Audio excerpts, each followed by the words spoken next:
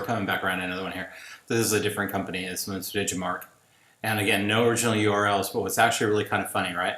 And again, why bother when you have description original and allegedly infringing? You've got nothing, right? I mean, again, the interesting part though, and I think this is where this is going to get to be all the more interesting, is when you kind of go through it, right? You're going to find all the stuff, you know, Elsa server, you're going to find it out at Amazon, and you're going to find all the rest of it. But you know, the minute you find it in books, .google.com, man, you're like good to go. I don't know if we're going to find it in torrent here, but again, this is where we get to be interesting. Second edition, yeah, so it's there. And then again, this is just the interesting part. Why issue a DMCA notice?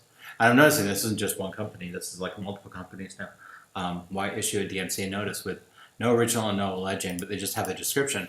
If you're Google, you're going to ignore it.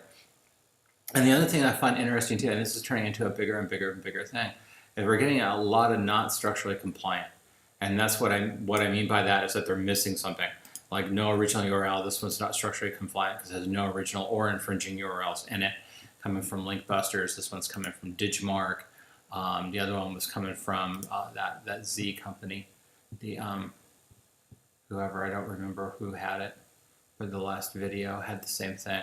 So it's getting to be kind of curious then why Google is actually deleting these things, because they are. You're not going to be able to find them underneath the same URL. So if you go in and you try to just search for a thing, you go in there and you go search. It should return nothing, which it doesn't. So it's definitely not there at the original URL.